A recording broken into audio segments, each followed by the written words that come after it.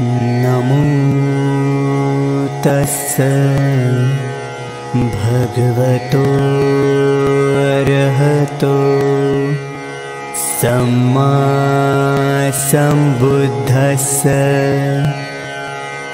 नमो तस्स भगवतो अरहतो सम्मा सम्बुद्धस्स नमो तस्स भगवतो अरहतो सम्मा सम्बुद्धस्स बुद्धं शरणं गच्छामि धम्मं शरणं गच्छामि संघं शरणं गच्छामि द्वितीयंपि बुद्धं शरणं गच्छामि द्वितीयंपि धम्मं शरणं गच्छामि द्वितीयंपि संघं शरणं गच्छामि तृतीयंपि बुद्धं शरणं गच्छामि तृतीयंपि धम्मं शरणं गच्छामि तृतीयंपि संघं शरणं गच्छामि पाणातिपाता वेरमणि सिक्खापदं समाधियामि अदिन्नदाना वेरमणि सिक्खापदं समाधियामि कामेषु मिच्छाचारा वेरमणि सिक्खापदं समाधियामि मुसावादा वेरमणि सिक्खापदं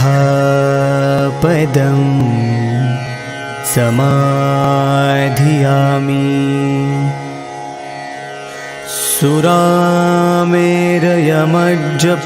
सुरामेरयमज्जपमादठाणा वेरमणि सिक्खापदं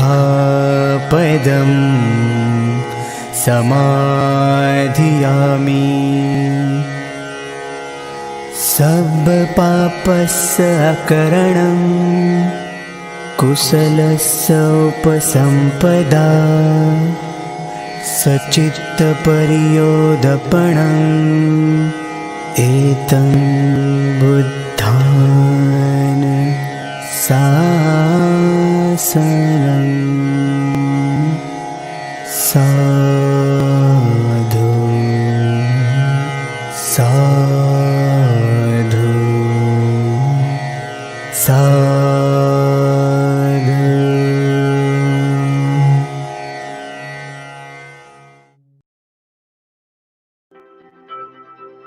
So, this well-known psychology study that said that before lunch, willpower, decision-making, and attention goes dramatically down.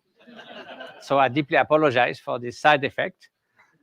So altruism, yes. So basically, I want to share with you the idea that it's not just a noble, a bit naive utopia that we can afford when everything goes well, but otherwise it's definitely not pragmatic and usable, but rather that it is the only concept that can address the challenges of our times. So I'll try to make the case for that. So first of all, yes. So that's what I see at breakfast from my hermitage. So you can imagine why I long to go there as quickly as possible.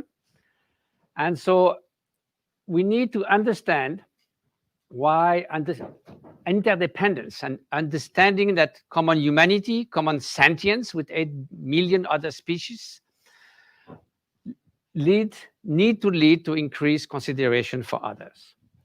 So how does it work? So what is altruism? Altruism is an intention to bring happiness to others and the cause of happiness. So it may be able to translate into action, but if some reason you can't, still it's an altruistic motivation.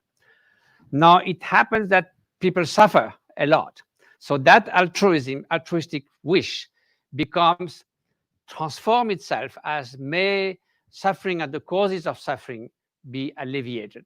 So it's basically a specific application of benevolence and altruism when it's confronted with suffering.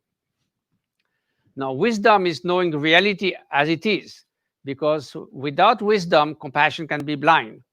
Without action, compassion is sterile, but we need discernment and wisdom and knowledge in order that it's not a foolish compassion, but it goes to the other side of effective altruism. Now, we also need to go from personal change to societal change. We cannot just change institutions.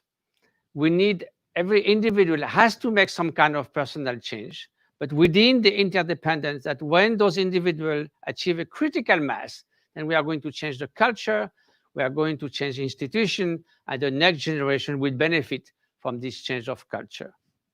So that's a real need. So for that, we cannot work just based on self-centeredness. Of course, we want to be happy, we want to be alive, we want to fulfill our aspiration, but not at the cost of others' suffering or ignoring others. And just the me first is not going to work, because that excessive self-cherishing leads to very enhanced and exacerbated attraction and repulsion. That itself leads to hatred, desire, attachment, lack of discernment, jealousy, in the end, suffering. So altruism and compassion is a win-win situation. So on the personal level, we all know, and that has been shown by positive psychology, that love is the supreme emotion. And if you look in the brain, when meditators engage in compassion meditation, loving kindness meditation, that is the type of meditation that activates areas of the brain in the strongest possible way of anything you can do voluntarily to activate areas of your brain, much more than attention, much more than anything else. And a vast network, not only about altruism, but also related to well-being, related to sense of belonging, related to empathy.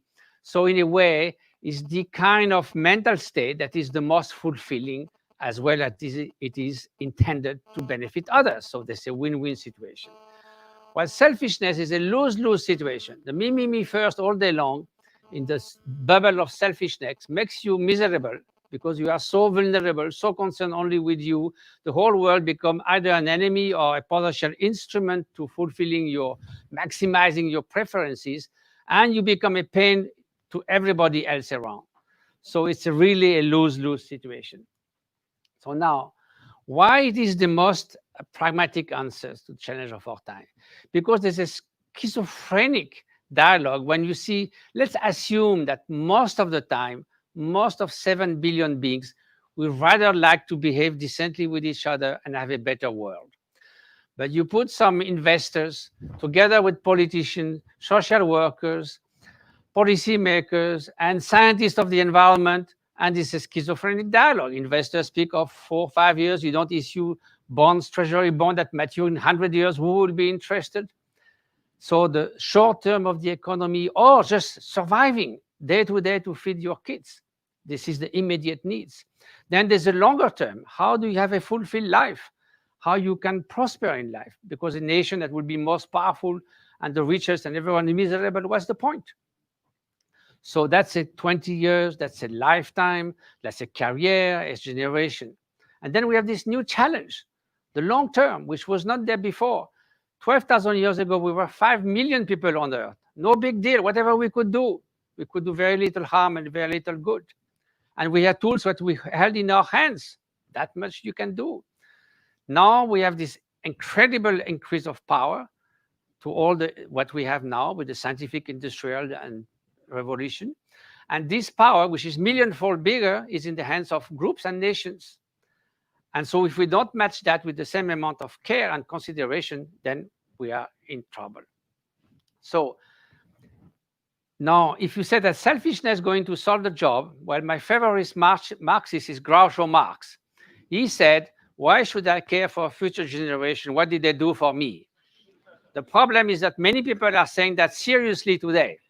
And you guess who? So now, that will not work. That will not solve social injustice, nothing of those. So more consideration for others will have a caring economics. It will be at the service of society rather than the opposite. If we are more consideration for others, we'll remedy to social injustice, poverty in the midst of plenty, the problem of the commons, and so forth. And if we are more consideration for others, we will obviously care for the fate of future generation. Otherwise, they will come and say, you knew and you did nothing. They're not going to praise us in a few generations' time. That's the ultimate challenge, because we won't be there. We won't get the blame. It's our grandchildren is sort of abstract, but they will be there for sure, and they will not want to suffer. That natural right that they have. So in a way, if selfishness doesn't do the job, consideration for others does the job, because then you can sit at the same table with economists, investors, policymakers, and scientists and try to build up together a better future on this idea of having more consideration for others in the short, mid, and long term. And that works, and that's pragmatic. So now it starts with ourselves, from personal to societal change. Our mind can be our best friend.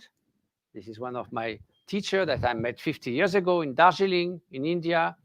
But our mind, and we know, also can be our worst enemy. The increase of mental health issues is not the single most biggest factor, according to WHO, for numbers of days we are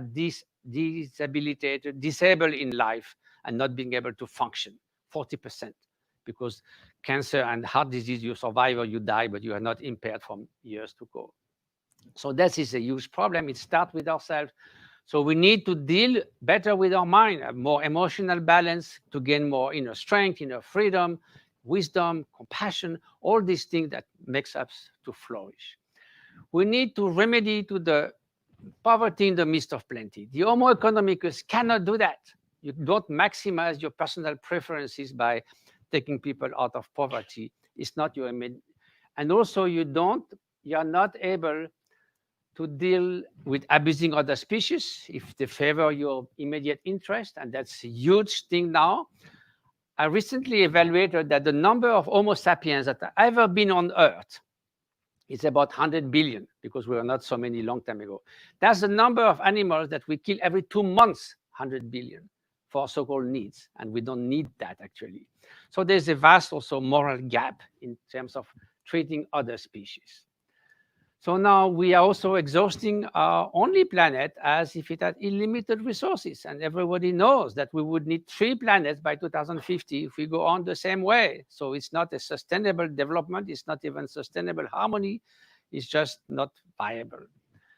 So how can we do? We are at the edge of a precipice. And someone said, I won't quote who, he said 5 years ago, we were at the edge of the precipice. Now we made a big step forward.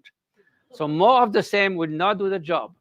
And scientists like my friend Johan Rockström have devised what they call planetary boundaries. And if we remain with those factors of safety, we can continue in the Holocene to prosper for 50,000 years by remaining in equilibrium with our planet and continue to prosper as a civilization. So in 1900, we were well within, although not everything was measured, but we can guess what it was. In 1950 comes the great acceleration, where things start to loom a little bit more dangerous. And today we vastly went about the limits, especially biodiversity. We are running to the 6 major extinction of species since we were on Earth. The last one goes back millions of years ago for the dinosaurs. And we, by 2050, will lose 30% of biodiversity. That's going to affect hugely, not only those rare animals, but everyone on Earth.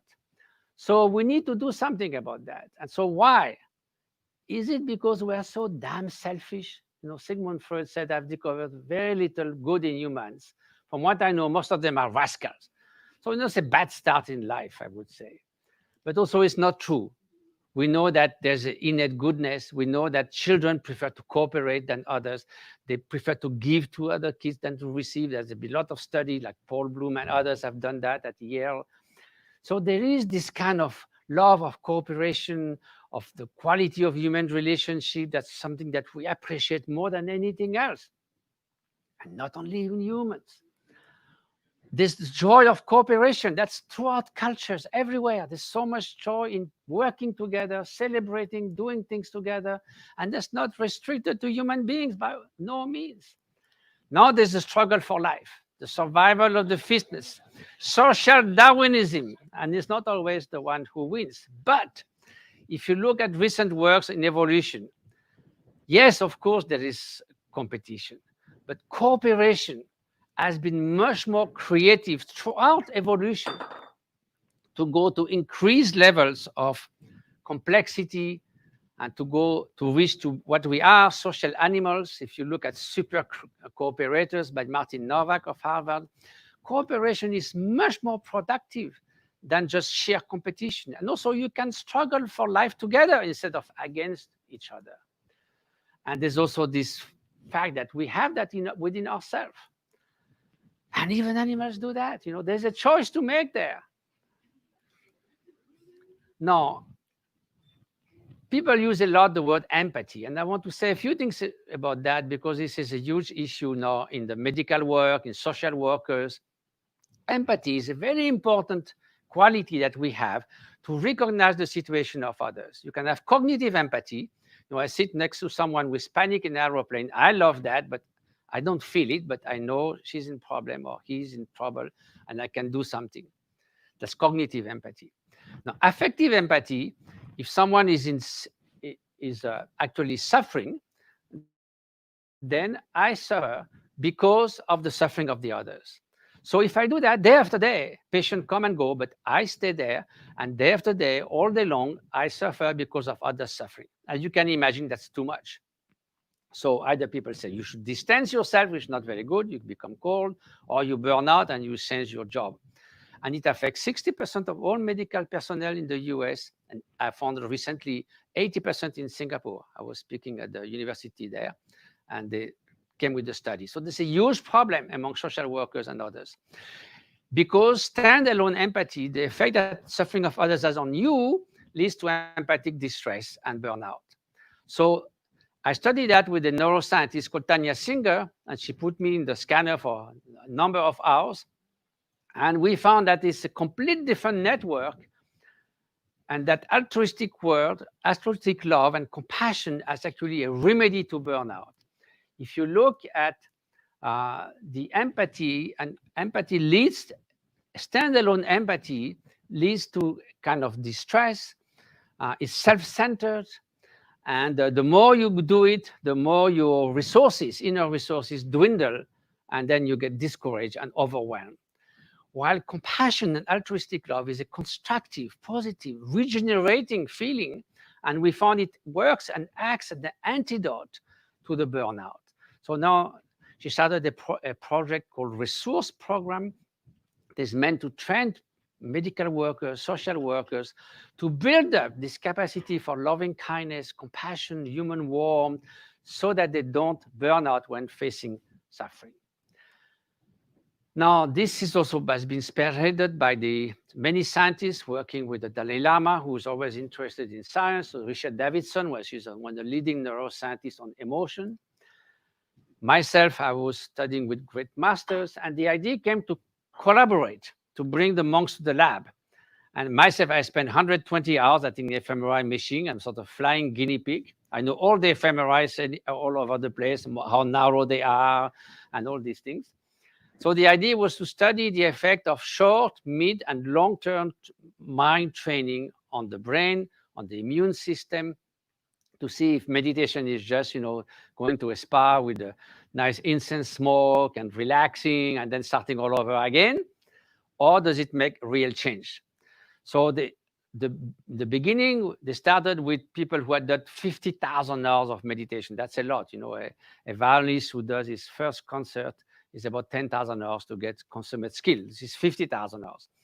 So now the idea was there. If we don't find anything in those guys, then forget about those who did 2 weeks of mindfulness meditation. But so we brought a lot of those of good meditators and less good meditators. This is the first time I went for 2.5 hours nonstop in fMRI. So Roshi Davidson is very relieved that I survived the ordeal. Immediately, we found that there was a huge difference between trained people and untrained people. Down there, you see the electroencephalogram of a control group of volunteers, asking them to meditate on compassion, that's the blue line, and then to remain in a neutral state, that's the pink line, and there's no difference. So although they feel something, no difference. If you take long-term meditators, this is the resting line here, and then the peak is when they engage in compassion meditation. There's a 1,000-fold increase in some areas of the brain connected with positive emotion and other things. So clearly, there was a big effect of training. And then if you look at the brain imagery, here the novices, whether they meditate at rest or no difference. Of course, they are not trained, no mystery. Long-term practitioner at rest, there's no activation. When they engage in compassion meditation, there's a lot of activities in area connected with belonging, with empathy, with parental love, with positive emotions, and so forth. So now the point is, good for you, in the Himalayas, but what about us, So the good news is, yes, you can work 4 weeks, 20 minutes a day also makes a difference, not only in behavior, but even in the structure of the brain. You can already see a structural change compared to a control group within 4 weeks. That's not too much asking, no? So that's very encouraging. That means you don't have to wait 50,000 hours. Not only that, but 2 weeks of compassion training, 20 minutes a day, not only change the brain, but match with the pro-social behavior increase. So you see how this personal change can then lead to, of course, a more pro-social society, a more pro-social schooling, a more pro-social medical world, business world, whatever, and what more that we need to be more pro-social in our days. So the good news is also it's faster than genes, because to have an altruistic gene will take 50,000 years if it's selected for, which is too long. We don't have time for that. But cultures are a Darwinian process, and they change much faster. Like our attitude towards war, we don't think anymore that's the melting pot of civilization, all those crap that we were told earlier. Now everybody's against it. Now we changed our attitude towards the environment, which we're starting to change to attitude, of course, towards women, towards any categories of human beings that were mistreated. And we do change in a big way, and that goes faster than genes. And that can be selected, maybe a more cooperative trait as a cultural trait can be selected to achieve our own survival. So we need not sustainable growth, because growth is always about quantitative growth, and we cannot go on endlessly, but to better quality with less quantity, so a sustainable harmony. And that's, in the short term, sustainable harmony is to reduce inequality and more social justice. And in the long term is to remain in harmony with our environment, without that now at the about half of the year in July or August, we already exhausted what the Earth can remunerate for this year. So we are clearly in a complete disequilibrium. So that's the only way to go about nature. We also need to understand that the Holocene, that very stable period of climate that we have for the last 12,000 years that now being jeopardized, is our Eden. If we could maintain that, we can continue to thrive as we did and allow human civilization to thrive. We need a caring economics. That means the economy is balanced between financial wealth, societal wealth, and environmental wealth. Now, everybody has been laughing at Bhutan for doing the gross national happiness, but actually that's what they measure. You spoke about GDP. They consider that someone who smokes, that's good for GDP. Then the person goes to hospital with lung cancer, is good for GDP. Then he dies, then there's expenses for the funeral, that's good for GDP. While Bhutan is counting that as a negative social wealth, and they do that in their annual budget. They count sort of volunteer work as a social wealth plus. They evaluated that the value of the forest not cut are 10 times the GDP. So they put in the constitution that they cannot be less than 65% of natural coverage in the country. In the constitution, that's not quite pretty good. So it's not a matter just of laughing at them because it's a small country, but the model of having those three indicators is certainly better than having just one, basically, and everything at the service of the GDP. And now European Union wanted to include drug trafficking and prostitution in the GDP. What good does it do to society? So now, can money buy happiness? And we know all the Easterlin paradox. Yes, if you are very poor, if you are below the poverty line, not much after that. So everything else, you know what to do. At the Founders Pledge, please use it. And there's a good study for that. Is money doesn't buy happiness unless given to others. What a better news than that. That was studied in 27 countries. And Elizabeth Dunn studied people who give a little bit or a lot, but they do give compared to a control group of similar background and everything else that never does. And she found that they are 20 to 30% happier. So there's a good news. You know what to do. So we need local commitment and global responsibility. We are back to the Sustainable Development Goals, and there's so much that we can do there. And extend altruism to the 8 other million species. That is the least we can do. So there's a lot of things we can do. Sometimes we are not as good as they. It happens. Now, we need to find happiness through altruism and compassion. That's really if you want one top secret about happiness is to be altruistic and compassionate. That will take care. You know what you said about promote humanity and the rest will take care of itself. Now, there are a few interesting food for thought. You know, the Age of Empathy of France Deval. This is the best study about altruism in human. It's a wonderful academic and super cooperators I mentioned. And then those are the books that you don't have to read by this little monk. This is about neuroscience. And this, I worked 5 years at the altruism post-traumatic syndrome, because I worked tirelessly for 5 years to bring 1,600 scientific reference to make the case for altruism, that altruism does exist, that is pragmatic, that we can put it to use in economy, in education, of cooperative learning, and so forth. Now, all that is nice, but if we don't walk the talk, what's the point, isn't it? So I have 7 minutes to try to say. We need compassion in action. Otherwise, it's all blah, blah, blah, you know. Hot air, contributing to global warming with more talk and not action. So I started an organization about 20 years ago. I wanted to call it Compassion in Action. In France, they said, no, this is too religious. So I called Karuna, which means the same, but nobody knew at that time. So I had no means. I was living, in this nice hermitage with about $50 a month. Suddenly, I did a book with my father, the French philosopher Jean-François Revel, who became a bestseller. So I said, I don't need a Ferrari. In the Himalaya, you can't put swimming pool because there's too much slope. So let's use it for others. So we started this organization, and some of my friends here are working with us. And gradually, with a group of friends, and just growing organically, and I think that's one of the secrets, doing better and more of the same and knowing to be very grassroots, we managed to be a medium-sized organization that, as you said, helps 300,000 people in India, in very impoverished state of Bihar and Jharkhand, in Nepal and Eastern Tibet.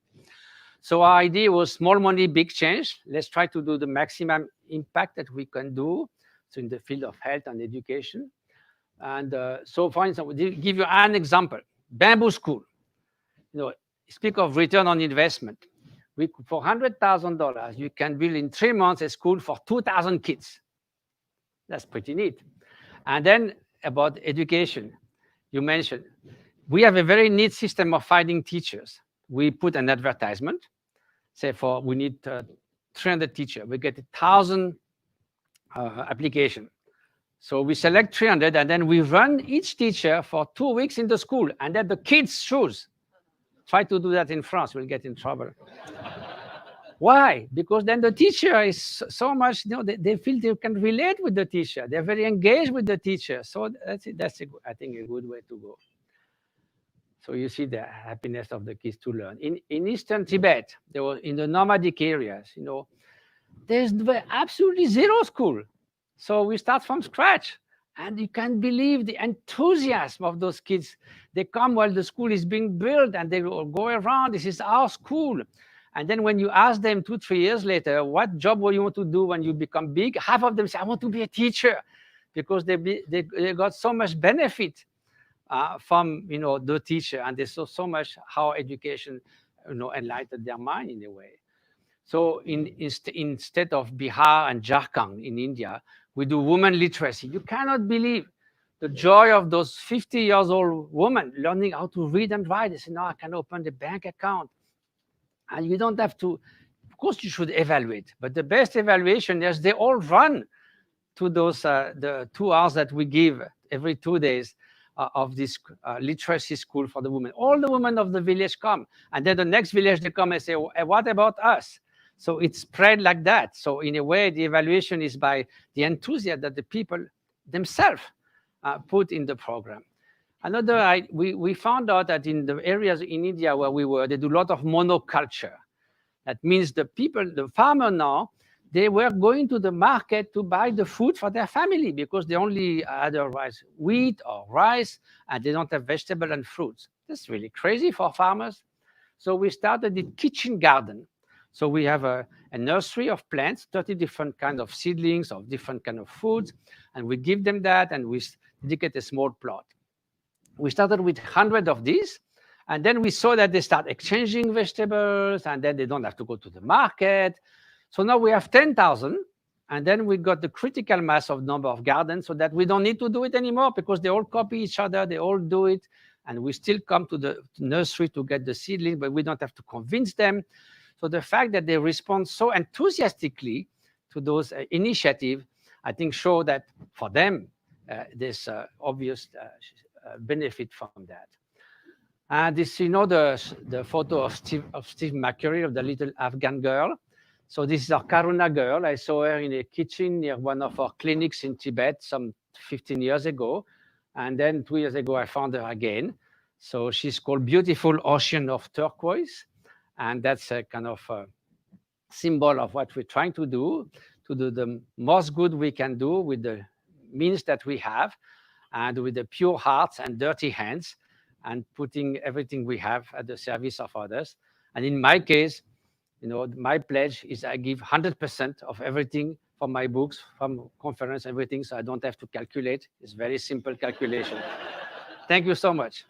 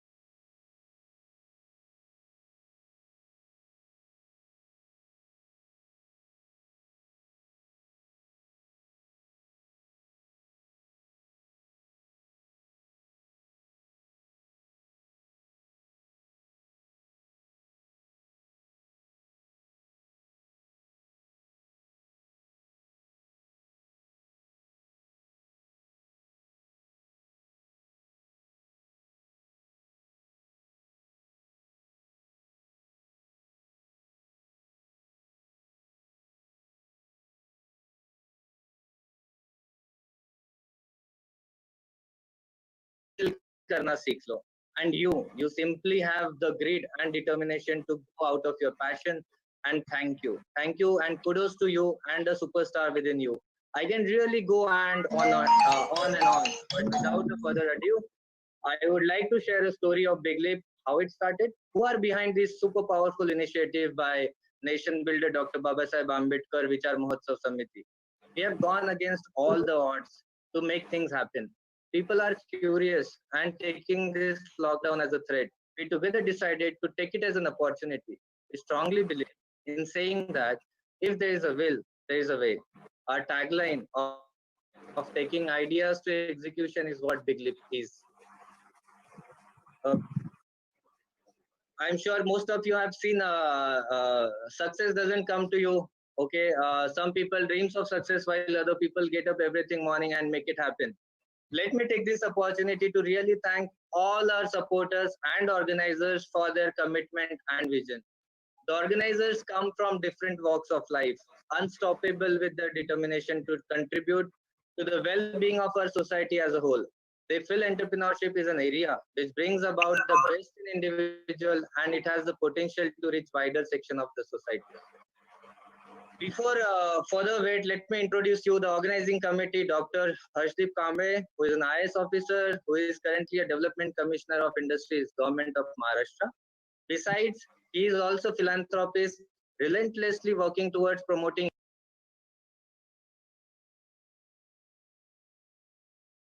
Mr. Vijay Bhagmaray, who is again an IS officer, who is currently joint managing director at MSRDC, Maharashtra State Road Development Corporation. In the past, he has handled leadership positions at MTDC, Skills Development Department.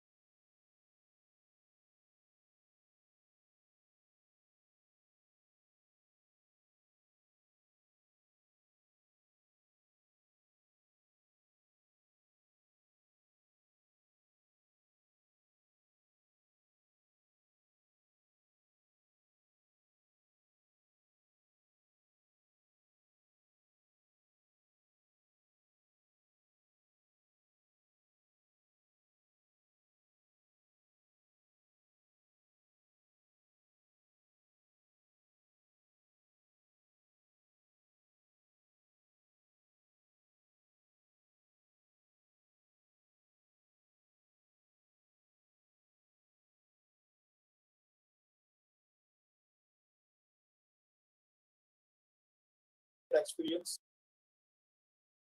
and I'm sure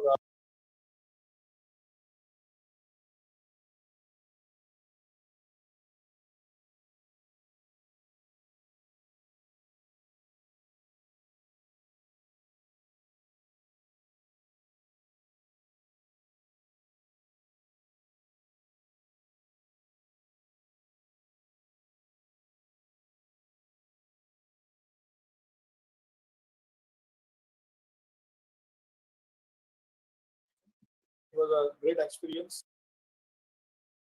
and I'm sure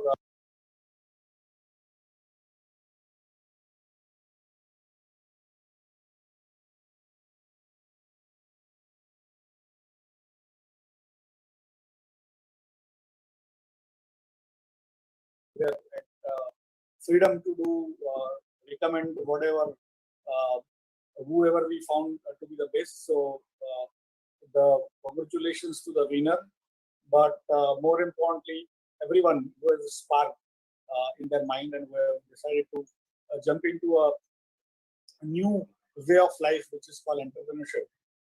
It is a very difficult life. An entrepreneur is literally a single person. There is nobody who can think like him or think like her. But when a little bit of success comes, you can be on top of the world, and that is what I think only entrepreneurs can do. There are only people who can create jobs, they can create wealth. Other people can only do the jobs. An entrepreneur actually takes all the responsibilities, and for me, that's why my salute to the entrepreneurs, my salute to all the organizers, and also Shri Arshadip Kamble as well as the Big Clip team, that they thought about this. They also ended up giving a very big prize, which is itself what I can advert was associated, did tremendous work. So congratulations and thank you both. Really, thank you, Ashish sir, for your kind and encouraging words. Now, I would like to invite Ms. Rupa Naik ma'am to say some words about Big Lip. Rupa ma'am, are you there?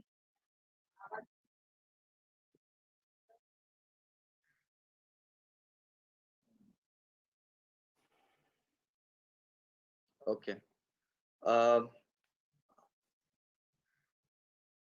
We would like to now invite Mr. Sudipta Roy, who is Group Head Unsecured Assets ICICI Bank. Sir, over to you to hear your words about Big Leap and the whole process. Thank you, Suraj. It was great to see and interact with the participants and go through their presentations. And what actually struck me was that most of the finalists had ideas or businesses that were very original and not copycat businesses of the West. They were trying to solve something fundamental. At least the presentations that we went through.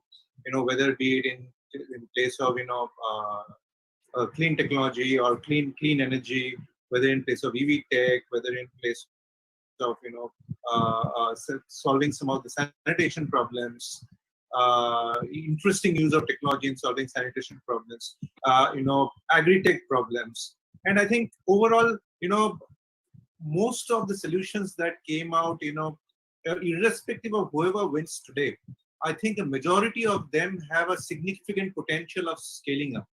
Because what I found is that among most of the participants, among the finalists, their solutions are relevant, there is an addressable market, and there is a potential of scale up. So I think irrespective of whoever becomes the top, obviously, because if it's a competition, then someone will take the top spot, definitely. However, the others should take heart that we found all their projects and organizations, and the progress of the organizations extremely heartening. And I'm sure as we slowly start coming out of the current sort of slowdown that we are in, unfortunately, I think you have massive demand awaiting you. The demand contraction or the pause that we have had for the last 3 months will actually explode in massive consumer demand in the next 12 to 18 months. And I'm sure you must get ready to ride the wave. And I'm sure among the participants here, among the jury members, among the organizers, you can reach out to any one of us. We'll be happy to help you. We'll happy to open doors for you and happy to connect you to people who can actually help furthering your business. I really enjoyed myself. Frankly, on the day of the judging, I never realized that how 8 hours went by very, very quickly. Right? It was so interesting and engrossing. So I look forward to more such interactions in future. And best of luck to all of our participants.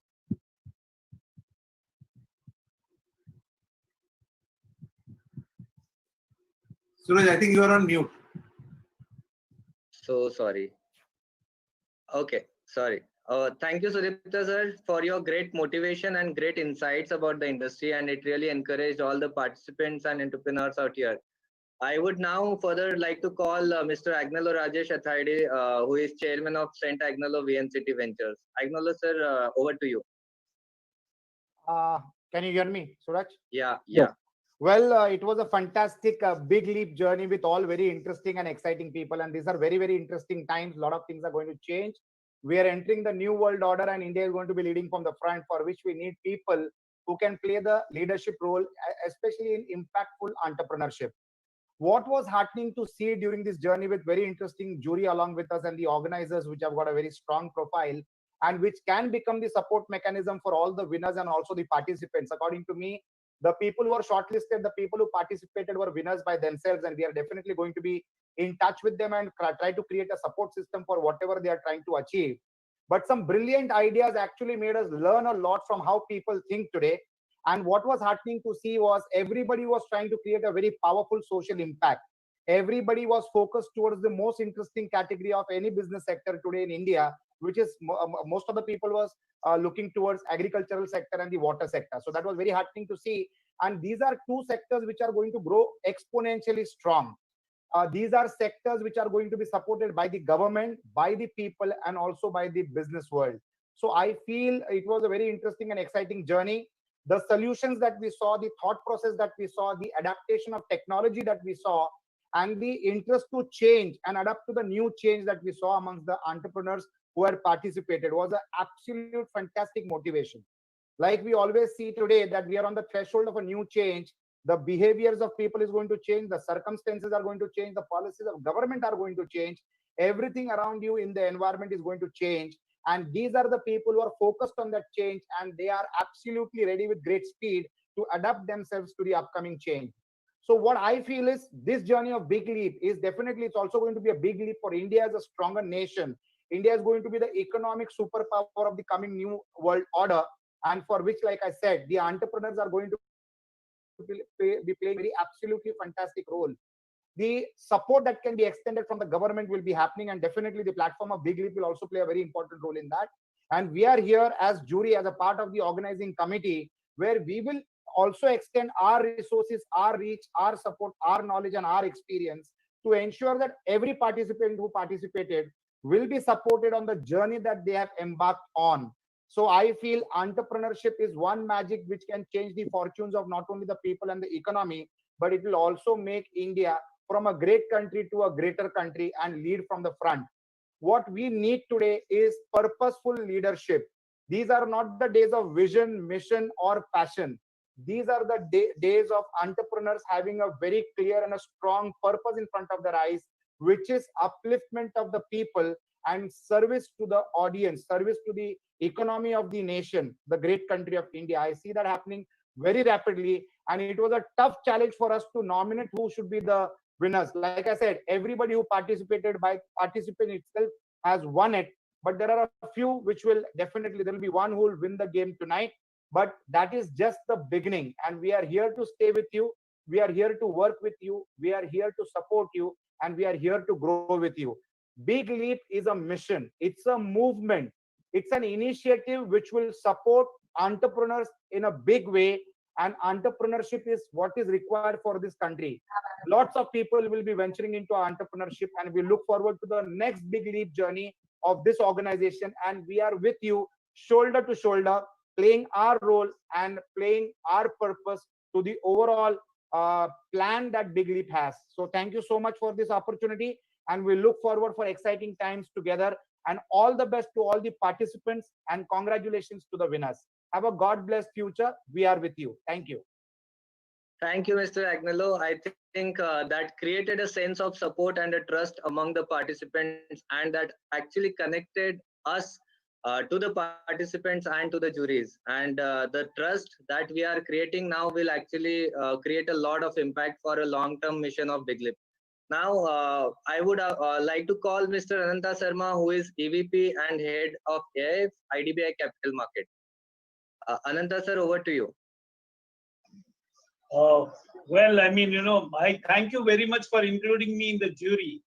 The kind of projects that I saw were really fantastic, as Mr. Rajesh put it very nicely. I mean, I felt that the quality was excellent. And, it's so difficult to choose between these promoters because each is unique in his own way.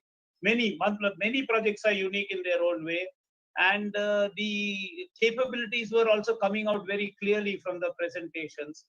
But I mean, obviously there has to be a winner. So you've chosen one today. We all have chosen one probably. And that's that's not the end of it. For the entrepreneur, I encourage them to go ahead with their ideas, what they have come up with. And funding has never been a problem for the person who made a very good business plan, So if the business plan is per se good, I don't think funding will be a problem. And there are lots of opportunities in the market for funding. People are looking for innovative ideas. Today, there is a dearth of, there's more money and there are less entrepreneurs like today. And still the number of entrepreneurs are growing. The funding liquidity is massive. So I look forward to you exploiting this situation and getting the best deals in the market for your companies. And I look forward to seeing you as large companies in the next 10 years. And I congratulate Big Leap for organizing such an event where you could bring out this talent, which was, probably not there, I mean, to compete. And then, we saw the depth, and I'm very happy that our country looks forward to a great future. And I mean, self-reliant future, Atmanirbharta, as Prime Minister said. And let's hope that, we can really convert our current opportunity into a thing. Japan converted itself in just 20 years. So, I mean, I think that we are on that inflection point where in the next 10 years, we will become a really a world dominant economy. Thank you. Thank you, Mr. Ananta. I think that is really, really a positive point for all the participants and entrepreneurs. The liquidity point, where there is a huge and massive liquidity in the market, and the funding, the opportunities are huge.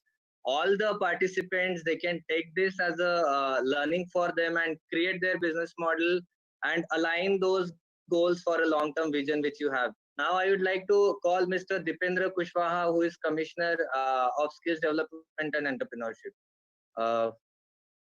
Dipendra sir, over to you.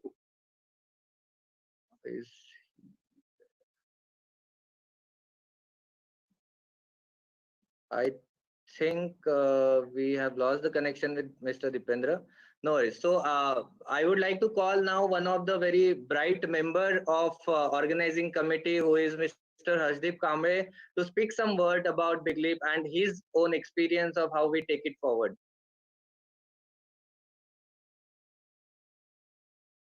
Harshdeep sir, over to you. Suraj, can you hear me? Am I audible?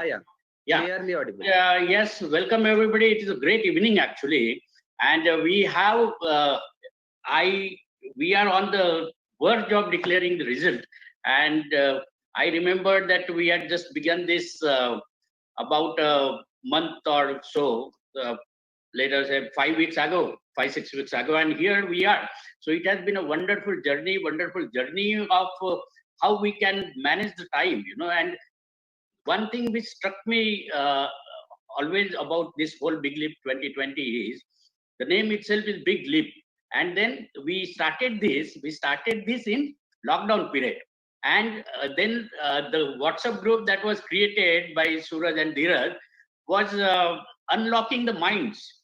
So, the whole idea of we are sitting in lockdown and then we have enough time with us. So let us unlock ourselves and come out with bright ideas. And that was the reason that we all the organizers came together. We are like-minded friends who have been in touch with for quite number of years now, and we are from different sectors that you could very well see.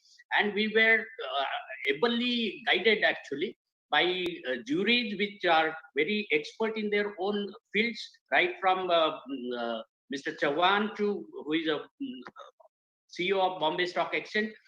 We have other juries, Rupa Naik ma'am, who is Senior Director from World Trade Center, we have 2 juries from finance sector, one from ICICI, other from IDBI.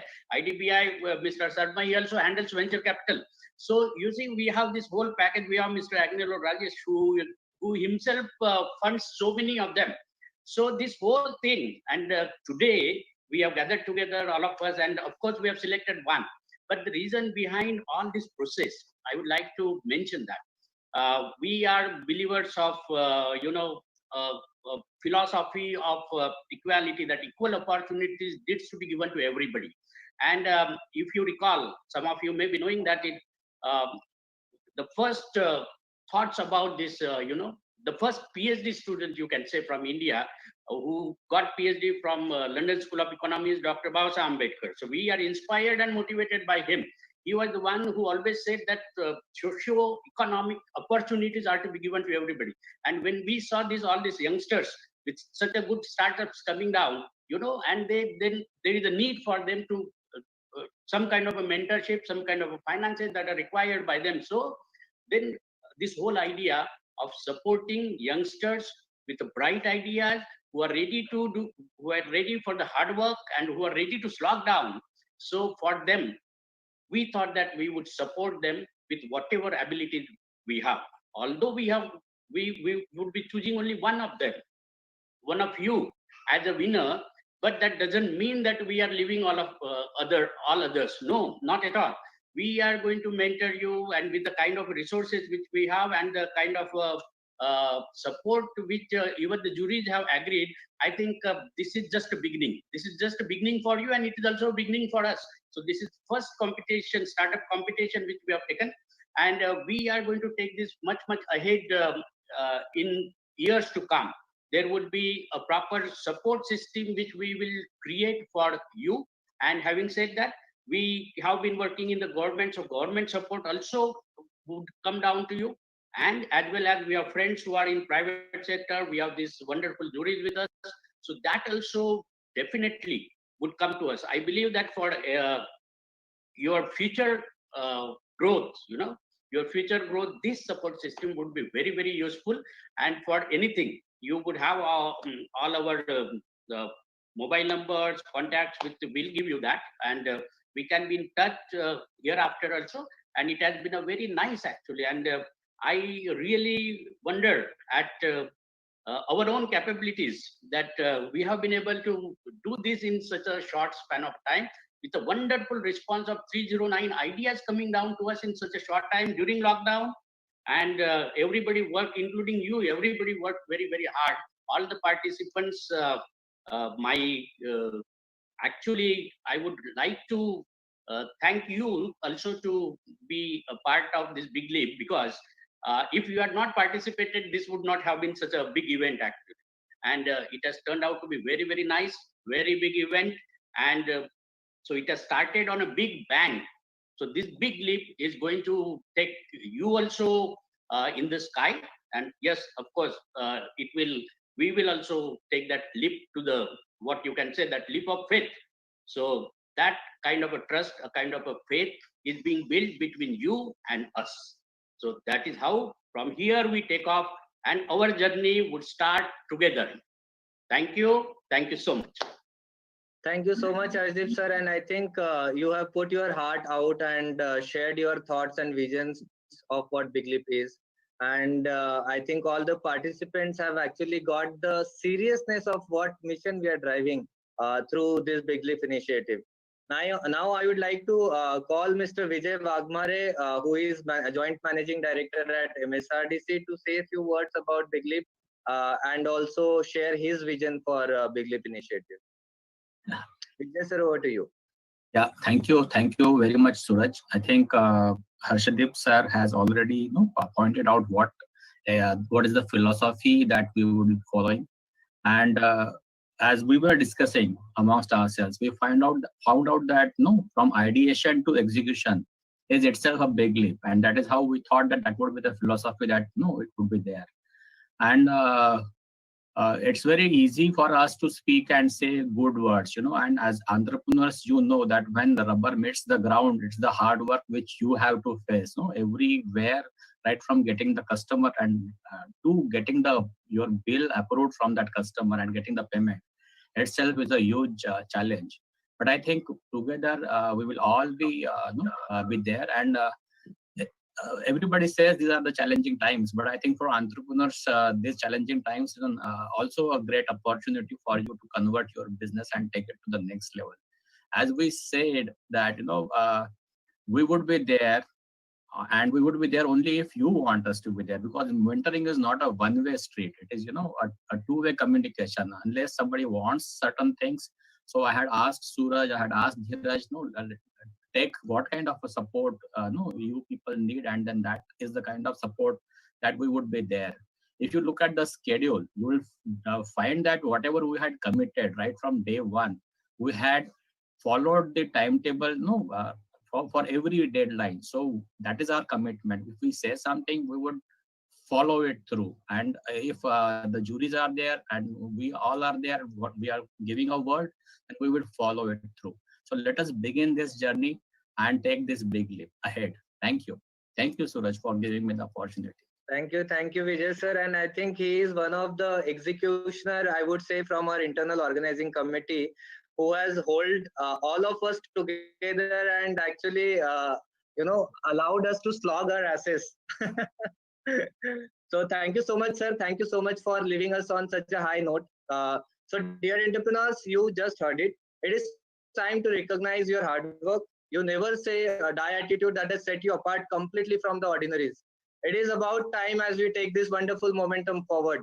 Really, really commendable and incredible job from your side, from participants, from organizing committee, from the juries. And just one word, how is the Josh? I just want to hear from you, but I would just accept it as I. We will just move the momentum forward now that we are ready to take a big leap. It is time to celebrate all those who have really done well. Real superstars, set the benchmark to emulate for others. We are so overwhelmed to apprise that we have received 309 business ideas or startups from 12 different states in India and from diverse industries like agri-tech, robotics, renewable energy, blockchain, retail, healthcare, eco-friendly products, real estate, and electric vehicles. And in the first phase, we had shortlisted 60 business ideas. All 60 founding team members have come here to celebrate together. And I would like to really, really congratulate all of you for doing such a wonderful job and for setting an example for others. You have made it possible. It was really, really difficult job for evaluators to further scrutinize these applications in stage one. Like Mr. Ananta said, it was a very difficult and a complex job for all the juries also to select and shortlist few of the brightest ideas out of the best ideas, right? So, but we took the bite, we took the bullet and shortlisted 20 business ideas and asked them to present in front of panelists for further assessment. These 20 business ideas have come and presented in front of juries in stage 2. We wanted juries to select top 5 business ideas, but considering the quality and sustainable business models, it was too difficult for juries to pick 5 out of 20. After multi-level scrutiny, we ended up having top 8. Why not? When the idea is great, when the team is great, when our resources can really help you take the big leap, top 8 has to be there. Business ideas were shortlisted based on scalability, rapid expansions, innovations, and employment generation capabilities. So now is the time to reveal the names of those top 5 business ideas and startups who are eligible for a support and incubation from Big Leap. So are you ready? Just hold on your breath. I would like to announce all of them one by one. And this is not in order of ranking, just to clarify all of you. The first one is ChargeGrid, who is smart charging solutions for electric vehicles. And the founder is Mr. Maxon Lewis. The second idea is Fluid Robotics, who is robotics for water infrastructure management. And the founder is Mr. Ashim Bhalerao. The third idea, which is Jyot Extrusions, which is a centralized vacuum system for PVC industry to bring efficiency. And the founder is Mr. Saurabh Dusane. The fourth one is Monter Technology, which is innovative design to combine wind and solar energy. And the founder is Mr. Ankit Singh. The next one is Green Earth Equipment, which is a Dahinia compact and movable waste incineration with built-in scrubbing unit. And the founder is Ms. Saili Pongshe. The next one is Evlogia, which is a leafy straw and utensils from plant waste. And the founder is Mr. Manigandan Kumarappan. The next one is Occipital Technologies, which is a standardizing, quality assaying and sorting of agriculture produce using AI. And the founder is Mr. Shitish Thakur. The next one we have is Emertech Innovations, which is AgroTrust, a digital platform to connect farmers and markets using blockchain. And the founder is Mr. Gaurav Sommanshi. All of these startups, my heartily congratulations to all of you. What you get, as promised, these top 8 business ideas will be supported with appropriate connections to secure seed funding and incubation support. And now, before I wait further, now is the time for that one bright idea, which has the potential to grow sustainably, create bigger impact, and generate a larger employment.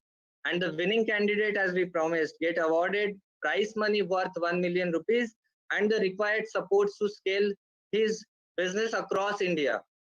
Are you all excited to know who says the winner title and the privileges? Are you now really excited to know the winner of Big Leap 2020? Any guesses? Any guesses from the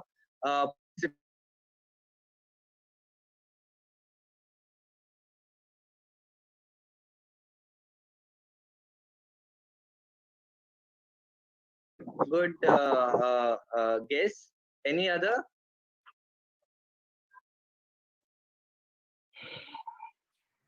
I think it is Evologia. They are natural straws. It's not my startup, but it's I think their ideas are brilliant.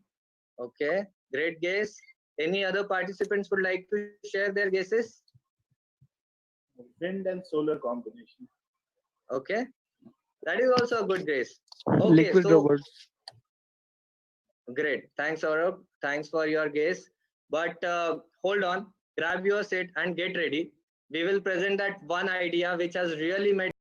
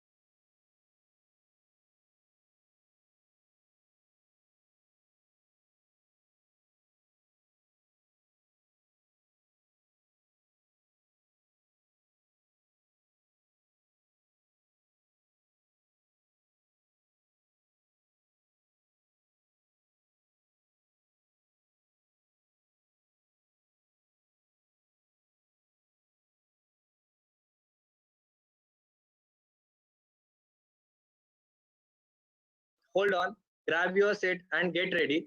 We will present that one idea which has really made difference and really made a real contribution towards society.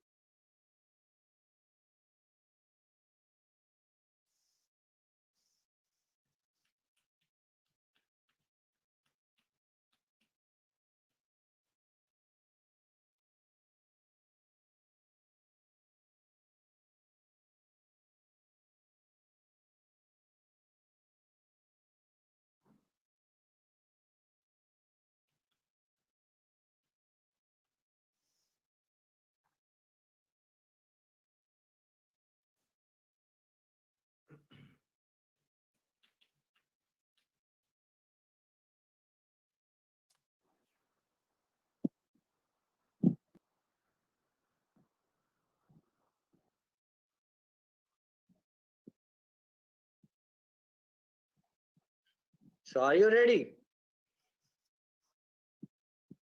And yes, it's Evlogia, the leafy straw. This startup has really contributed a lot of societal contribution and has also scaled his business model. And together, all the juries unanimously decided to hold on to this idea and actually wanted to scale this idea further, right from the South Indian sections of the state to across India. And a really big round of cheers to the winner, to Mr. Mani. They have showed us not only the dedication but a persistence effort that matters the most. I would like to further congratulate all the winners, participants once again. Give a really big cheers, applause for all the participants and winners who have come here and celebrated together with us. I would like to thank all of you on behalf of organizing committee for making this event really successful and full of life. And really taking forward this journey, and this is, as all of us have said, this is not an end, it is the beginning. This is a mission, this is a movement. We really want to take this mission forward. And thank you so much. Hello. I want to ask one question. Can I? Yeah, Rajat. Yeah. Actually, can we get the details or anything so that why we are not in the top 8 teams in mail or anything, so that we can think on that and we can हम उसके ऊपर और काम कर सके.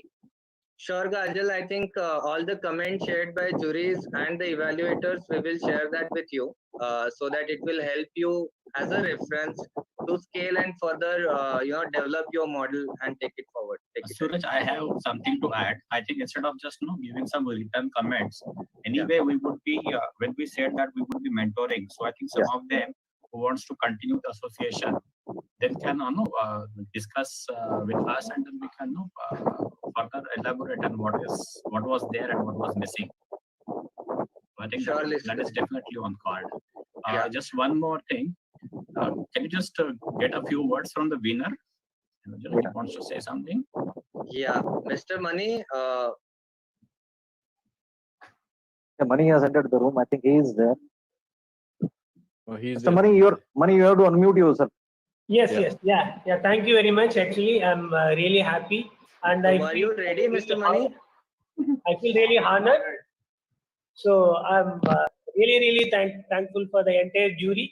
I think they took multiple rounds. I was a little bit wondering. I have pitched in a few other startup events like this, but the depth at which we were kind of scrutinized, I mean, it was really fantastic. Actually, I think all the finalists who have made it here, they're really deserving actually, because the kind of scrutiny that you people did, I can understand that if anybody who has made it to the final, definitely they deserve it actually. And I would like to congratulate everyone, all the participants, especially finalists, and the organizers and the jury during the lockdown time. And I think the lockdown is a kind of demotivation, because most of us kind of, especially startup, 3 months not having the business and our runway is running out, revenue is depleting. We are all wondering actually, right? And this is really coming. This is really a booster actually. It's not just a monetary booster. It's very energy booster, I would say actually. This is really psychologically supporting us a lot. Thank you very much. Thank you so much, Mani. Yeah, Shailesh.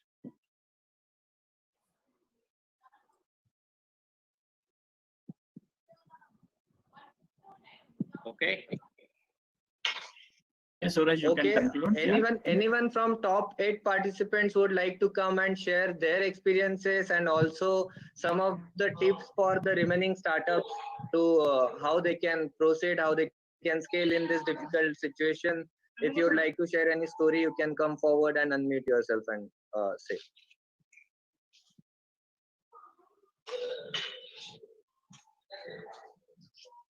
And rest assured, I think this is a great opportunity for you to actually gain some traction as you as a founder, and also for your startup and the business idea. So if someone is coming here, I think the live stream is there on the Facebook, so the traction is inbuilt in the backend.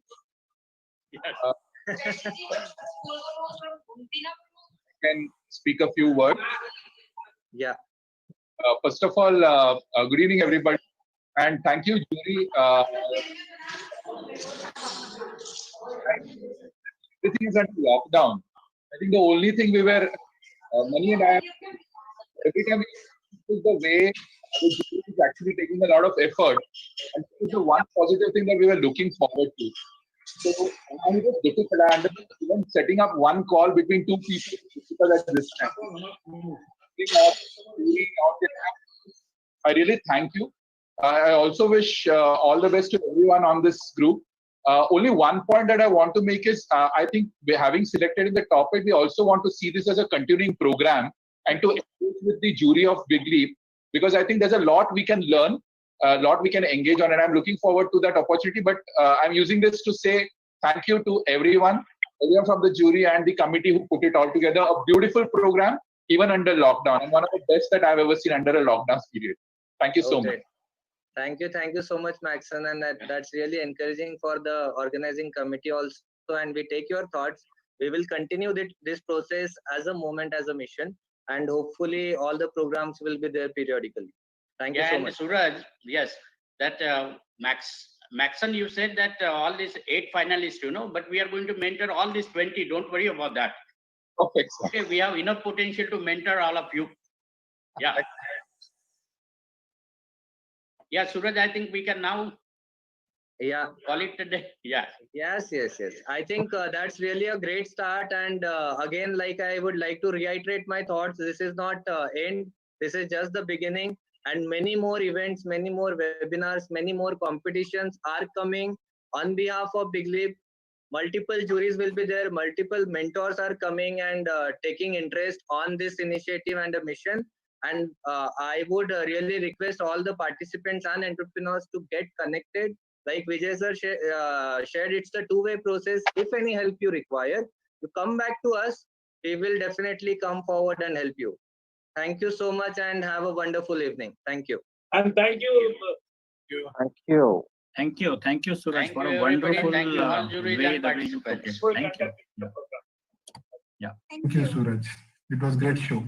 Yes, great yes. show. Very Right. nice. Very Thank nice. you. Well handled, Suraj. Thanks.